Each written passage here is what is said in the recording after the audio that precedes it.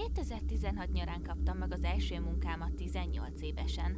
Izgatott voltam a munka miatt, de a forgalom nélküli ingázás miatt már kevésbé.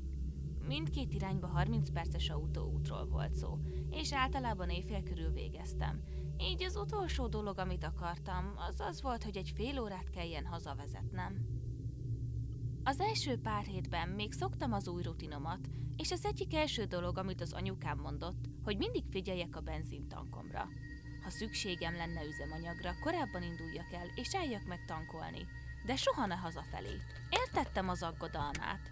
Alkatilag kicsi, 18 éves lány voltam, ráadásul még fiatalabbnak is néztem ki. De amilyen felelőtlen voltam, elfelejtettem, és persze figyelmen kívül hagytam ezt a tanácsot. Egyik éjjel, amikor hazafelé tartottam, rájöttem, hogy tényleg nincs elég benzin a tankban, hogy elérjem a lehajtót.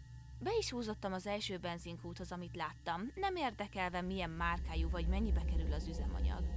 Úgy döntöttem, minél gyorsabban letudom az egészet, és csak $10 benzint töltöttem a kocsiba, hogy el tudjak indulni. Lehúztam a kártyámat, elkezdtem tankolni, és amint elértem a $10 összeget, leállítottam, és kinyomtattam a bizonylatot. Azt hittem, a legrosszabban már túl vagyok, és éppen beszálltam volna az autómba, hogy hazatérjek, mikor megszólalt egy hang a kút feletti kis interkomon. Megtorpantam, és az épületben lévő férfira néztem. Hirtelen kellemetlen hideg érzés futott végig a hátamon. Egy magas, véznagy, gyanús kinézetű eladó volt, és az ablakon át meredten bámult rám, intve, hogy menjek be. Mi a gond a kártyámmal? Van bizonylatom, a fizetéssel nincs baj.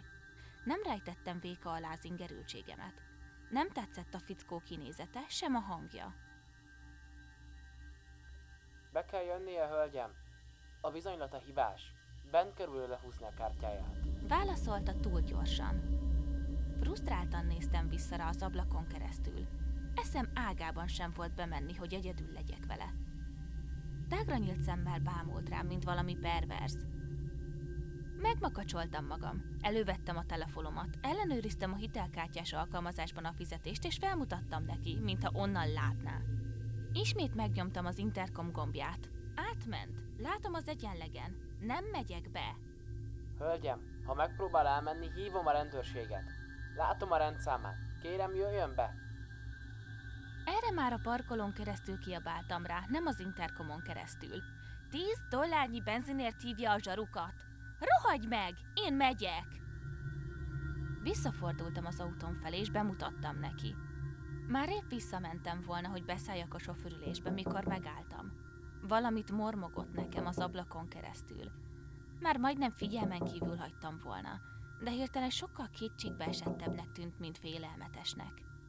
Folytatta a dörömbölést, és valamit kiabált, amit nem hallottam. Biztosan furcsa arckifejezésem lehetett, mert 5 másodperccel később egy darab papír csapott az ablakhoz, amire sietve ezt írta. Egy csávó van a kocsitban.